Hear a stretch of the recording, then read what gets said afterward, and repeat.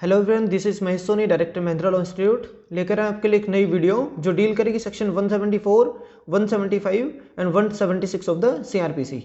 जो आपका इन्वेस्टिगेशन का चैप्टर है, सेक्शन नंबर 154 से लेकर 176 तक का जो चैप्टर नंबर आपका 12th है, उसके अंदर एक और नया इंपॉर्टेंट पार्ट आपका इंक्वेस्ट रिपोर्ट से रिलेटेड। इंक्वेस्ट रिपोर्ट को हिंदी में क्या बोलते हैं? मृत्यु समीक्षा। जैसे सीआईडी वगैरह में आपने देखते हैं कि कोई किसी की डेथ कोज होगी, जो भी उनको इन्फॉर्मेशन देगा कोई, तो क्या करते हैं कि वो वहाँ पे विजिट करेंगे और व्हाइट कलर का एक चूना सा उनके बार बार डेड बॉडी के बाहर डाल देते हैं, ताकि उस डेड बॉडी को आपकी मूव ना करवा सके। कल को क्या रहता है कि पुलिस वाले को एक रिपोर्ट दे के बना के देनी होती है ना, कि जिसके अंदर ये बोलेंगे कि हम मौका वारदात पे गए थे, हमें इस हालात में वो डेड बॉडी मिली, उसके अंदर हमने ये एविडेंसेस जो हैं वो कलेक्ट करे थे। मतलब एक तरीके से अक्रेंस प्लेस की विजिट करके उस डेथ का पता लगाने के लिए आपकी जांच करना इंक्वेस्ट रिपोर्ट को बोला जाएगा। अब जो सेक्शन 174 है वो आपका क्या बोल रहा है? Police to inquire and report on the suicide etcetera. मतलब पुलिस को इंक्वायरी करनी है, सुसाइड से रिलेटेड कोई भी सुसाइड एटसेट्रा लिखा है, मतलब बात मेनली हो रही है कि किसी की डेथ कोज वहाँ पे होनी ही होनी चाहिए। बेशक वो आपकी लीगल डेथ हो, इलीगल हो, किसी तरीके से उसकी डेथ कोज कर रखी हो। लीगल डेथ क्या होगा कि जैसे किसी पर्सन ने आपकी लॉफुल तरीके से अपने प्राइवेट डिफेंस में किसी को मार दिया, उसके बाद भी वो इन्फॉर्मेशन दे सकता है कि यहाँ पे प्राइवेट डिफेंस में मैंने उस पर्सन को मार दिया, अब आप उसकी रिपोर्ट तैयार कर लो। तो इस तरीके की चीज़ें भी हो सकती है। तो जो सेक्शन है 174, उसकी रीडिंग ले लेते हैं कि क्या बोलना चाह रहे हैं। बोलता है when the officer in charge of police station, कोई भी पुलिस स्टेशन का स्टेशन हाउस ऑफिसर जो आपको बोलते हो, कौन होगा? एसएचओ जो है वो, और some other police officer specially empowered by the state government. या तो आपका एसएचओ या फिर स्टेट गवर्नमेंट ने किसी और ऑफिसर को स्पेशली अथोराइज कर रखा हो, in that we have received information that a person has committed suicide। अब SHO या फिर any other person authorized by the state government have received any information relating to the suicide or any other death, उस case की बात हो रही है। उसको इन्फॉर्मेशन मिल रही है कि कहीं पे किसी पर्सन ने सुसाइड कोज कर लिया है, सुसाइड कमिट कर लिया, और has been killed by another, या फिर मर्डर हुआ हो। Has been killed by another मतलब किसी दूसरे पर्सन के द्वारा मारा गया। इसका मतलब उसको क्या बोलोगे कि कहीं पे किसी पर्सन ने मर्डर कर दिया है। वो आपका लीगल भी हो सकती है, एक तरीके से क्या है कि लीगल डेथ कोज कर देना। अब ये वर्ड यहाँ पे मर्डर लिखा होता, अगर वहाँ पे मर्डर करते तो स्पेशली, अब इसके अंदर लिखा है कि किसी और पर्सन ने उसको मार दिया, इसका मतलब हो सकता है कि प्राइवेट डिफेंस में भी किसी ने मारा हो। किल्ड बाय अनदर और बाय एन एनिमल, या फिर हो सकता है कि किसी पशु ने उसको मार दिया हो। एनिमल के साथ कुछ भी हो रहा है, एनिमल की वजह से किसी की डेथ कोज हो रखी है, वो केस। और बाय मशीनरी, अगर कोई भी तरीके से वो कुछ काम कर रहा है उस दौरान अगर उसकी डेथ कोज हो गई है किसी मशीनरी की वजह से, और बाय एन एक्सीडेंट, या फिर किसी एक्सीडेंट की वजह से किसी की डेथ हो रखी है, और has died under the circumstances raise a reasonable suspicion that some other person has committed an offence. या फिर ऐसे किसी सिचुएशन में, मतलब ऐसे सर्कमस्टांसेस में किसी पर्सन की डेथ हुई है जहाँ पे उस ऑफिसर को इस तरीके का रीजनेबल सस्पिशन जाता हो, एक डाउट जा रहा है कि किसी अदर पर्सन ने यहाँ पे कोई ना कोई ऑफेंस कमिट किया हो सकता है, तो उस सिचुएशन में ही shall immediately give information thereof to the nearest executive magistrate. अब वो ही के वर्ड किसके लिए आया कि जो आपका एसएचओ था या फिर स्टेट गवर्नमेंट का कोई अथोराइज पर्सन, उसकी ड्यूटी बनती है जब भी उसको इन चीज़ों से रिलेटेड, मतलब इस तरीके की डेथ के रिगार्डिंग अगर इन्फॉर्मेशन मिलेगी, तो वो नियरेस्ट जो भी उसका एग्जीक्यूटिव मजिस्ट्रेट होगा उसको इस बात की इन्फॉर्मेशन फॉरवर्ड कर देगा। Thereof to the nearest executive magistrate empowered to hold inquest. Inquest को होल्ड करने के लिए जो भी आपका एम्पावर्ड होगा नियरेस्ट एग्जीक्यूटिव मजिस्ट्रेट, उसको वो उसकी इन्फॉर्मेशन की रिपोर्ट बना के भेज देगा। And unless otherwise directed by any rule prescribed bye the state government और बाय जनरल और special order of the district और सब डिविजनल मजिस्ट्रेट, या तो आपका डीएम या फिर आपके एसडीएम ने कोई स्पेशल रूल नहीं बनाए हैं, उस लेवल तक क्या करे जाएंगे? Shall proceed to the place where the body of such deceased person is. जहां पे वो डेड बॉडी होगी, अकरेंस प्लेस की बात हो रही है, वहां पे वो पर्सन विजिट करेगा। And there in the presence of 2 और more respectable inhabitants of the society या फिर नेबरहुड, उस जगह पे जहाँ पे उसकी डेथ कुछ हुई है उस जगह पे वो जाएंगे। जाने के बाद वहाँ पे 2 आपके रिस्पेक्टेबल कोई भी पर्सन देखे जाएंगे उस पड़ोस के, उनकी प्रेजेंस में क्या करेगा कि वो वहाँ पे शैल मेक एन इन्वेस्टिगेशन वहाँ पे करेगा। And draw up a report of the apparent cause of death. Apparent cause of death की जहाँ पे उसने जाते देखा कि चाकू से मार रखा है तो वो चीज़, गला घोंट के किसी का मारा गया तो रस्सी से मार रखे हैं या फिर हाथ से मार रखा है वो चीज़ है, या फिर आपकी गन शूट हुई थी या किसी मशीनरी की वजह से डेथ हो रही है, किसी एनिमल ने किसी के पेट में सींग मारा या फिर टक्कर मारने की वजह से डेथ हुई है। एपेरेंट कोज होता है कि मतलब जो सामने से जाते हैं उनको पता लगे कि ये चीज़ें इस वजह से इसकी डेथ कोज हो रखी है, तो उसकी रिपोर्ट वो तैयार करेगा। डिस्क्राइबिंग सच वाउंड्स, उसको अगर चोट लग रखी है तो उसके जो चोट के निशान होंगे उनको डिस्क्राइब करते हुए वो रिपोर्ट बनाएगा कि ऐसे से हम यहाँ पे आए थे, इस जगह पे स्टार्टिंग से रिपोर्ट अगर तैयार करोगे तो क्या लिखते हैं कि ऐसे किसी ए पर्सन नाम के बंदे ने मेरे को फ़ोन किया,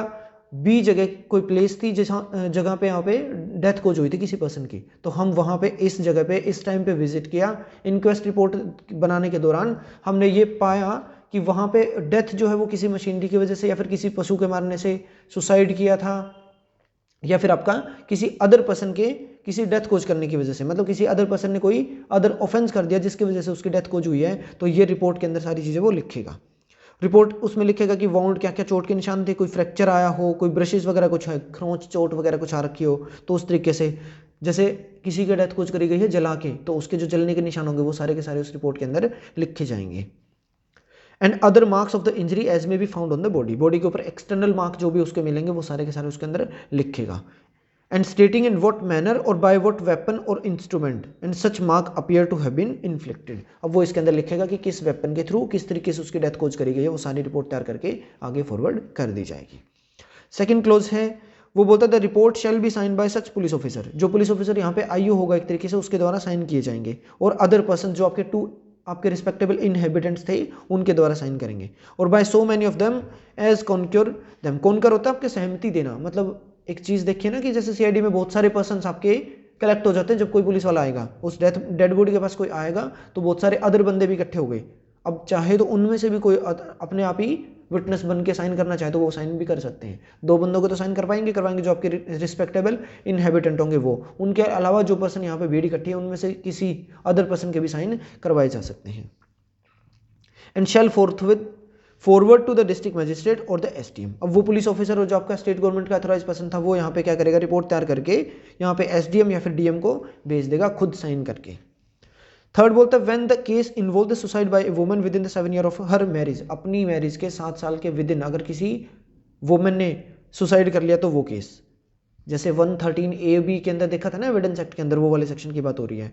दूसरा बोलते हैं the case related to the death of a woman within the 7 year of her marriage in circumstances raising a reasonable suspicion that some other person has committed an offense in relating to such offense, ये आपके हो सकते हैं 306 के अंदर किसी woman को, married woman थी, उसकी मैरिज के 7 ईयर के विद इन उसके ऊपर abetment of murder abetment of suicide कुछ किया गया हो तो वो चीज़ भी आपकी हो सकती है, तो इसके अंदर भी आपकी वो चीज़ आएंगी। फिर बोलते द केस में related to the death of a woman within the 7 year of her marriage और any relative of the woman has made an request in this behalf, request मतलब उसके ऊपर किसी तरीके का दबाव बनाया गया था, अबेटमेंट करी गई थी या तो हस्बैंड के द्वारा या फिर उसके रिलेटिव के द्वारा, क्रुएलिटी को प्रूव करना पड़ेगा 498 आईपीसी के अंदर उस टाइम पे जाके। और लास्ट बोलता है कि that any doubt regarding the cause of the death, उसके रिगार्डिंग कोई भी डाउट आ रहा है तो उस केस में। फिफ्थ बोलते हैं the police officer or any other reason, क्या कर रहा है कि for any other reason consider it expedient to do so, अगर उसको किसी अदर रीजन की वजह से भी किसी पुलिस ऑफिसर को अगर ऐसा लगता है तो उस केस में ही shall subject to such rule as the state government may prescribe in this behalf forward the body with the view to its examine, body dead body की बात हो रही है उसको एग्जामाइन के पर्पज से फॉरवर्ड किया जाएगा किसको, नियरेस्ट सिविल सर्जन को। अब वो एग्जामिनेशन करना बॉडी की क्या कहलाती है, जैसे आप पोस्टमार्टम बोलते हैं ना, तो पोस्टमार्टम यहाँ पे है, जो थर्ड क्लोज है 174 का वो बात करता है आपकी पोस्टमार्टम की, कि जब भी डेड बॉडी होगी उसको भेज दिया जाएगा सिविल सर्जन जो है नियरेस्ट है उसके पास for the purpose of examining that body, examination of body क्या रहेगा, पोस्टमार्टम करने के पर्पज से, या तो सिविल सर्जन को भेजेंगे नियरेस्ट को या फिर आपका अदर क्वालिफाइड मेडिकल मैन होगा appointed in this behalf by the state government, state government ने जो भी आपका इस पर्पज से कोई भी स्पेशल पर्सन अपॉइंट कर रखा तो उसके पास वो बॉडी भेजी जाएगी। If the state of the weather और distance admit of its being so forwarded without risk of such putrefaction on the road as would render such examination useless, मतलब आपका ये रहता है कि यहाँ पे क्या करेंगे कि मौसम को ध्यान में रखे कि किस तरीके का मौसम चल रहा है। अब कई बार होता है ना मौसम आपका इस तरीके का है कि जहाँ पे जो बॉडी है वो आपकी एक दिन से ज़्यादा अगर रखी गई तो यहाँ पे हो सकता है उसके अंदर सड़ने का कुछ हो या फिर ऐसी कोई और अदर सिचुएशन क्रिएट हो जाए, तो उसको ध्यान में रखते हुए जितना जल्दी उसको फॉरवर्ड कर दिया जाएगा पोस्टमार्टम के पर्पज से।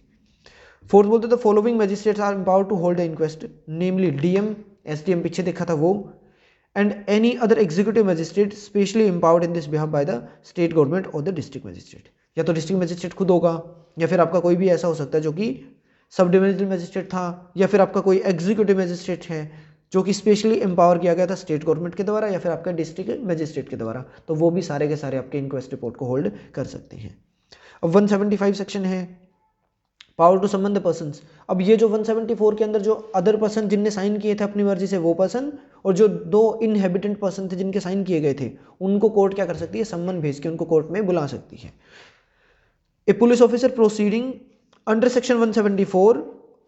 may by order in writing summon 2 or more persons as aforesaid for the purpose of the said investigation। उस इन्वेस्टिगेशन को कंप्लीट करने के पर्पज से जो ऊपर वाले सेक्शन के अंदर जो भी पर्सन्स बता रखे हैं 2 या 2 से ज़्यादा, उन सबको यहाँ पे समन भेज के राइटिंग में बुला सकती है।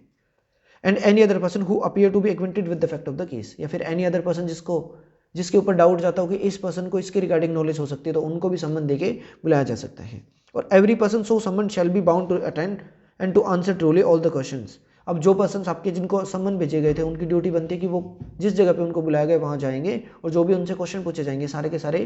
ट्रूली आंसर उसके ऊपर दिए जाएंगे। कौन से क्वेश्चन को छोड़ के, बोलता है other than the questions the answer to which have a tendency to expose him to a criminal charge और to a penalty of forfeiture. Self incriminatory जो क्वेश्चन है ना, उनको छोड़ के सारे क्वेश्चंस के आंसर उसको देने पड़ेंगे।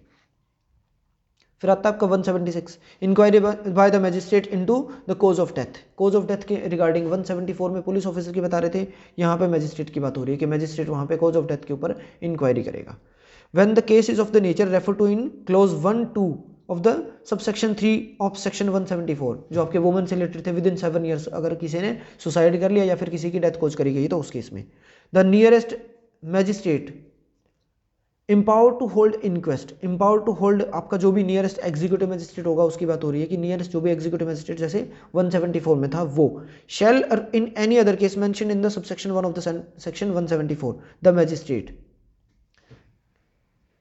क्या कर रहा है, so empowered may hold an inquiry into the cause of death either instead of और in addition to the investigation held by the police officer. जो 174 के अंदर पुलिस ऑफिसर ने जो आपकी इन्वेस्टिगेशन करी थी उसके बदले में या तो यहाँ पे इंक्वायरी करेगा मजिस्ट्रेट, या फिर उसके साथ साथ भी खुद की इंक्वायरी भी वो कर सकते हैं, जिनको पावर दे रखी थी इंक्वेस्ट रिपोर्ट आपकी तैयार करने के लिए या फिर इंक्वायरी होल्ड करने के लिए, वो सारे।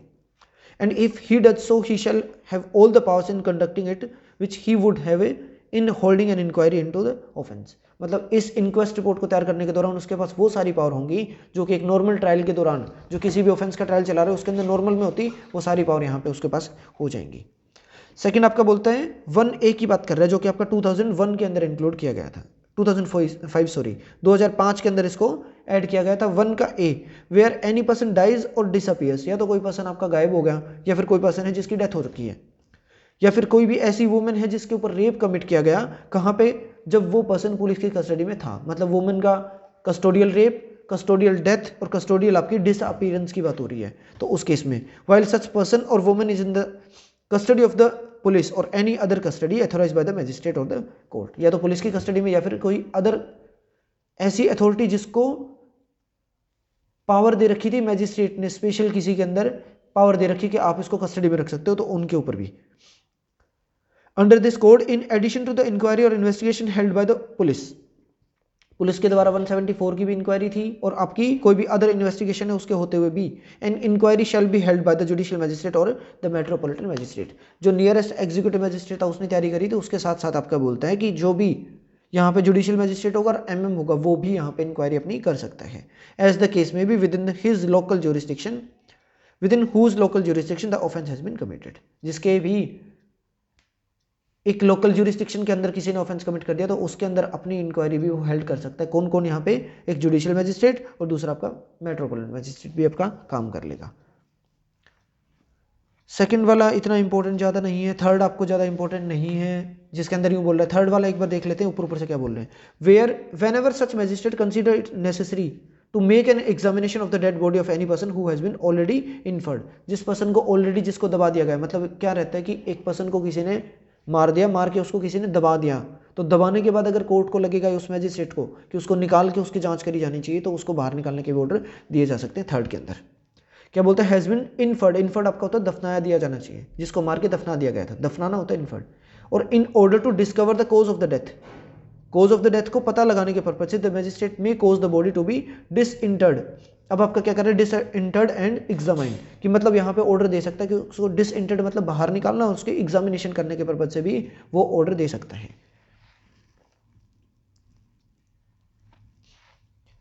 फोर्थ बोलता है where an inquiry is to be held under this section the magistrate shall wherever practicable inform the relative of the deceased person के जो भी रिलेटिव हो गए उनको इन्फॉर्मेशन भी वो पहुंचा देगा इसके रिगार्डिंग जब भी वो इंक्वायरी कर रहा होगा इस सेक्शन के अंडर में। हुज नेम और एड्रेस आर नोन, या तो किसी का नाम पता होगा, मतलब जैसे किसी की डेथ हुई ना, उसके जेब से हो सकता है आई कार्ड मिले, या फिर एनी अदर कोई भी लेटर मिला, या फिर हो सकता है कि उसके जेब से कुछ भी अदर चीज़ मिले जिसके थ्रू ऐसा पता लग सकता है कि उसके रिलेटिव कौन हो सकते हैं, तो उनको वो इन्फॉर्म कर देंगे। जैसे फ़ोन मिलता है तो लास्ट कॉलिंग देख लेंगे किन किन को फ़ोन कर रखा है, तो उनके पास भी हो सकता है वो फ़ोन करे, तो इस तरीके की situation. And shall allow them to remain present at the inquiry, अब उनको अलाउड कर देंगे घर वालों को फ़ोन करके कि आप आ जाओ, हम इसकी इंक्वायरी कर रहे हैं। फिफ्थ के अंदर अगेन वही आता है आपका पोस्टमार्टम रिपोर्ट के अंदर, कि जैसे 174 की थर्ड के अंदर थी ना, सेम चीज़ें यहाँ पे हैं 170 जो 6 है उसके फिफ्थ क्लोज के अंदर बोलता है the judicial magistrate or MM or executive magistrate or police officer holding an inquiry और इन्वेस्टिगेशन एज द केस में be under subsection 1A, जो पिछले सेक्शन का इसी का 176 के अंदर 1A है, उसमें shall within 24 hours of the death of a person forward the body with a view to its being examined, उसकी एग्जामिनेशन डेड बॉडी की,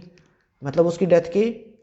24 घंटे के अंदर अंदर यहाँ पे क्या कर रहे हैं कि वो क्या कर देंगे आपके उसको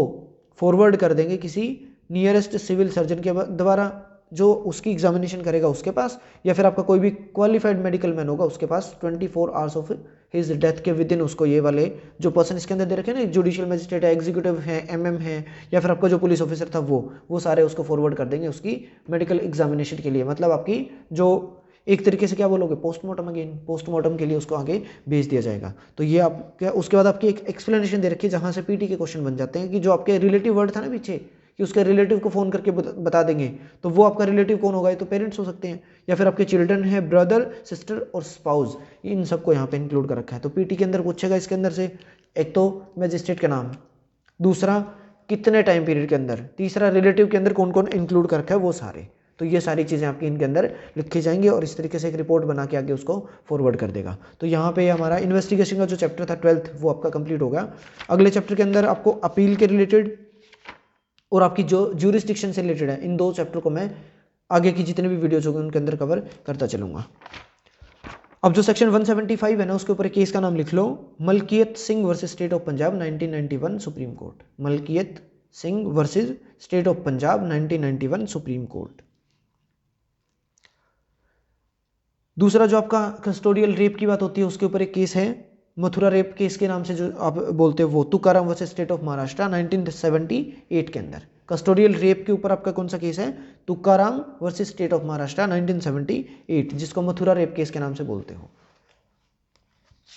तो ये चैप्टर आपके पूरे कंप्लीट हो गए हैं। दोनों केसेस में आपको डिस्क्रिप्शन बॉक्स के अंदर भी दे दूंगा। एज सच इनमें से और कोई सेक्शन बनता नहीं है जो इतना इंपॉर्टेंट हो आपके पेपर के हिसाब से, जो पेपर के हिसाब से थे वो सारे हमने कवर कर लिए। नेक्स्ट वीडियो आपकी जल्दी ही मैं प्रोवाइड करवा दूंगा जिसके अंदर, क्योंकि जो क्रैश कोर्स चल रहा है ना हमारा ऑफलाइन, उसके अंदर एविडेंस आज हमने स्टार्ट किया है। एविडेंस का सिर्फ एक लेक्चर होगा, वो आपको अलग से उसकी वीडियो प्रोवाइड करवा दूंगा। तो साथ साथ अगर कवर होते रहेंगे तो आपकी भी तैयारी सही रहेगी और बच्चों को भी नुकसान नहीं होगा। और दूसरी एक चीज़ है कि एमपी का नोटिफिकेशन आ गया, आप सबको पता है कि हरियाणा के अंदर जो बच्चे हैं हरियाणा में ही पेपर देंगे, गुड़गांव या फिर आपके फरीदाबाद के अंदर, तो ये भी आपके लिए एक अच्छी बात है।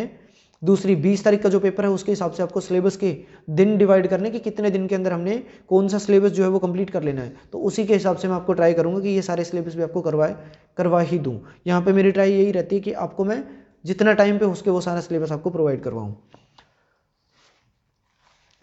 अब अगर आपको मेरी वीडियो सारी पसंद आती है तो आप इसको लाइक करके, शेयर करके, कमेंट करके मेरे को बता सकते हैं। दूसरा, मेरे को आप कमेंट करके ज़रूर बता दिया करो कि मैं सही डायरेक्शन में आपको वीडियो प्रोवाइड करवा रहा हूँ कि नहीं करवा रहा हूँ। अगर कहीं पे कुछ कमी लग रही है तो आप मेरे को बता सकते हैं, उसको मैं सुधारने की कोशिश करूँगा। दूसरा, आप मेरे को इंस्टाग्राम और फेसबुक के थ्रू भी फॉलो कर सकते हैं ताकि मैं आपको उस लेवल की सारी चीज़ जो आपके नोट्स वगैरह यूट्यूब पे मैं दे नहीं सकता वो वहाँ पे शेयर करता रहता हूँ, तो वो आपके पास पहुँचते रहेंगी। अब अगर आप मेरे चैनल को आपने सब्सक्राइब नहीं किया तो चैनल को सब्सक्राइब कर लीजिए और बेल आइकन को भी प्रेस कर लीजिए ताकि जितनी भी नई वीडियोज़ आएंगी उसकी नोटिफिकेशन आपके पास सबसे पहले पहुँच सके। Thank you so much for watching this video.